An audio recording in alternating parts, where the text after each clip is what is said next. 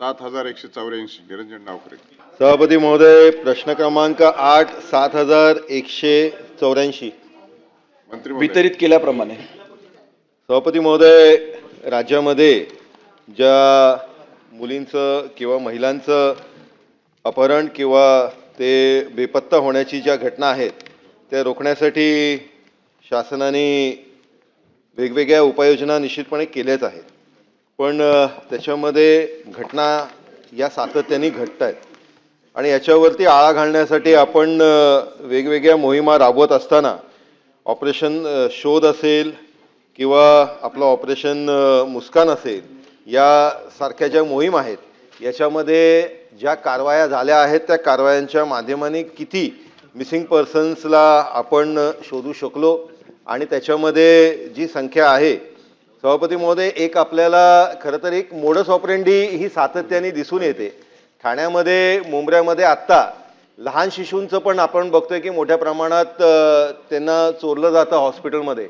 आणि ठाण्यामध्ये मुंबऱ्यामध्ये एक घटना घडली सभापती महोदय की हॉस्पिटलमधनं त्या लहान बाळाला एका बाईने पळून नेलं आणि नंतर ठाण्याच्या मुंब्रा पोलीस स्टेशनच्या पथकाने ते शोधून काढलं, ट्रेस केलं.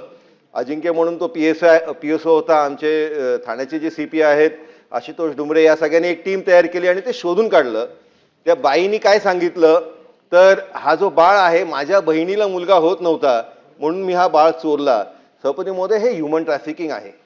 काय होतं, आपण हे लोक एक ऑर्गनाइज्ड पद्धतीमध्ये गुन्हा करतात, त्यांना कायद्यांचे पळवाट माहिती आहेत. कुठला आपण जबाब दिला की आपल्याला कुठला सेक्शन पडतो, कुठल्या कायद्याचं आपल्याला एक संरक्षण घेता येतं आणि त्याच्यामुळे सभापती महोदय हे एक वेगळ्या पद्धतीचं षडयंत्र खरं तर चालतं. माझी स्पेसिफिक मागणी या संदर्भातली आहे की असे जे ह्युमन ट्रॅफिकिंग्स करतायत आणि हे जे लहान शिशूंना किंवा लहान मुलींना किंवा व्यक्तींना जे किडनॅप करतात, पळून नेतात, याच्या संदर्भातली आपण अँटी ह्युमन ट्रॅफिकिंग सेलच्या माध्यमाने जी ऑपरेशन्स आहेत ती कुठल्या पद्धतीने कडक याच्यावरती कायदे आपण राबवणार. आणि त्याचबरोबर सभापती महोदय, रायगडमधल्या एका घटनेचं मी याच्यामध्ये आपल्याला उदाहरण दिलेलं आहे.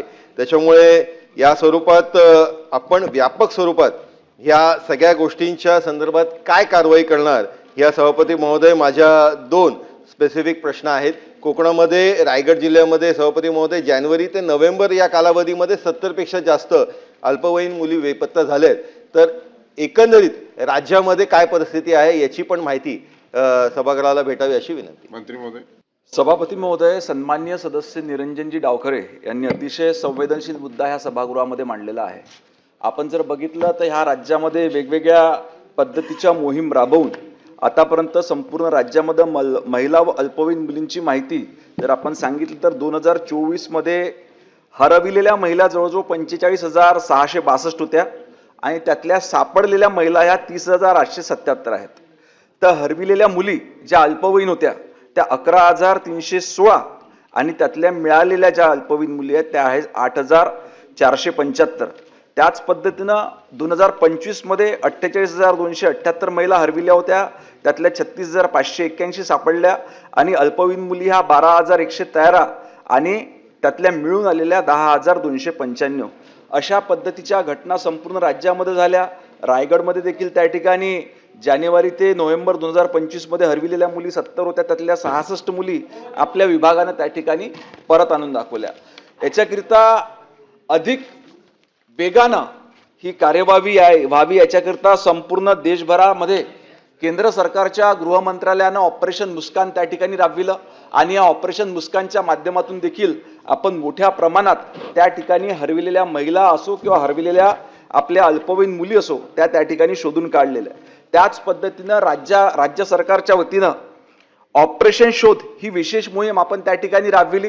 ऑपरेशन शोधच्या माध्यमातून पहिल्या टप्प्यामध्ये आपण 4,960 महिला आणि 1,364 बालकांचा शोध त्या ठिकाणी ऑपरेशन शोधच्या पहिल्या टप्प्यामध्ये घेतला.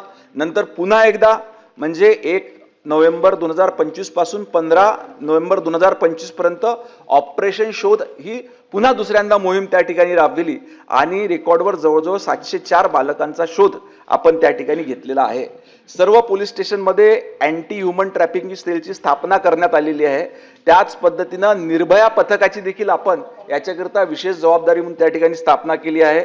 याच्यामध्ये लवकरच पोलिसांची गस्त अजून जास्त वाढविणे, पोलीस काका आपल्या पोलीस दिदी सक्रिय करण्याच्या उपाययोजना देखील त्या ठिकाणी करण्यात आलेल्या आहेत.